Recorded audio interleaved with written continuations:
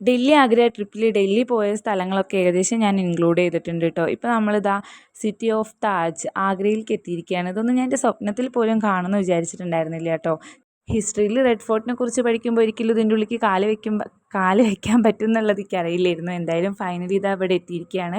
ചെക്കിങ്ങും കാര്യങ്ങളൊക്കെ ഉണ്ടായിരുന്നു കേട്ടോ. അപ്പോൾ ഞാൻ ആൾറെഡി ഫസ്റ്റ് എത്തിയതുകൊണ്ട് ഇതാ ഏട്ടനൊക്കെ വരുന്നത് ഞാൻ വീഡിയോയിൽ എടുത്തിട്ടുണ്ട്. അങ്ങനെ ഇതാ അവർ വന്നു. പിന്നെ നമ്മൾ അതിൻ്റെ ഉള്ളിലേക്ക് പോവുകയാണ് കേട്ടോ. നല്ല ഭംഗിയുണ്ട് കാണാനായിട്ട്. ഇതൊക്കെ എങ്ങനെയൊക്കെ നിർമ്മിച്ചിട്ടുള്ളതെന്ന് ചോദിച്ചു കഴിഞ്ഞാൽ ഒരു പിടുത്തവും ഇല്ല. അത്രമാത്രം വാസ്റ്റ് ആയിട്ടാണ് കേട്ടോ ഈ ഒരു കൊട്ടാരം.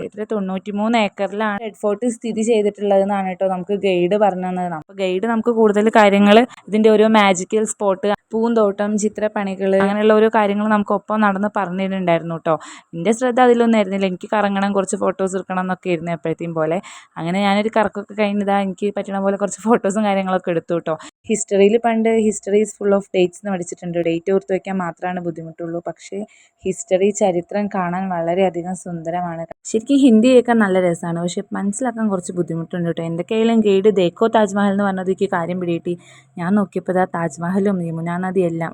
ആഗ്ര ഫോർട്ടിൽ നിന്ന് 2.5 കിലോമീറ്റർ ആണ് കേട്ടോ താജ്മഹലിലേക്കുള്ളത്. ഇവിടുത്തെ ഏതോ ഒരു ജനലാലയിൽ കൂടെ നോക്കിക്കഴിഞ്ഞ് കഴിഞ്ഞാൽ താജ്മഹലിൻ്റെ നല്ല വ്യൂ ആണെന്നാണ് പറയണത്. എന്തായാലും ഇനി നമ്മൾ അടുത്ത സ്പോട്ട് അപ്പോൾ താജ്മഹൽ തന്നെയാണ്. അപ്പോൾ എന്തായാലും ബാക്കി വീഡിയോ കാണാൻ മറക്കരുത്. അപ്പോൾ ഓക്കെ, ബൈ.